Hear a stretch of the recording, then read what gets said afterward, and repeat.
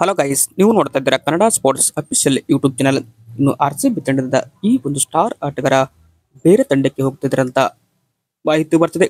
But ಇದು ನಿಜಾನ ಅಂತ ಕೇಳಿದ್ರೆ ಈ ಒಂದು ವಿಡಿಯೋದಲ್ಲಿ ನಾನು ಕಂಪ್ಲೀಟ್ ಆಗಿ ಏನು ಆಗಿದೆ ಅಂತ ಡಿಸ್ಕಸ್ ಮಾಡ್ತೀನಿ. ಅದಕ್ಕಿಂತ ಮುಂಚೆ ಯಾರೆಲ್ಲ ನಮ್ಮ ಒಂದು ಯೂಟ್ಯೂಬ್ ಚಾನಲ್ಗೆ ಇನ್ನು ಸಬ್ಸ್ಕ್ರೈಬ್ ಆಗಿಲ್ಲ ಅಂದ್ರೆ ಈ ಕೂಡಲೇ ಸಬ್ಸ್ಕ್ರೈಬ್ ಆಗಿ, ಹಾಗೆ ವಿಡಿಯೋ ಇಷ್ಟ ಆದರೆ ಒಂದು ಲೈಕ್ ಮಾಡಿ.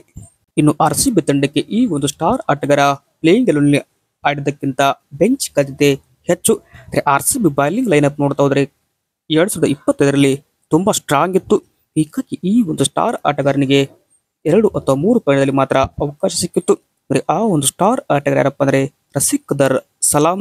ಬಟ್ ಈ ಒಂದು ಸ್ಟಾರ್ ಆಟಗಾರರನ್ನ RCB ತಂಡ ಮೆಗಾ ಆಕ್ಷನ್ ನಲ್ಲಿ 6 ಕೋಟಿಗೆ ಬಿಡ್ ಮಾಡಿತ್ತು, ಅಂದರೆ ಪರ್ಚೇಸ್ ಮಾಡಿತ್ತು. ಇವರ ಬೆಸ್ಟ್ ಪ್ರೈಸ್ ನೋಡ್ತಾ ಹೋದ್ರೆ ಇಲ್ಲಿ 30 ಲಕ್ಷ ಆಗಿತ್ತು.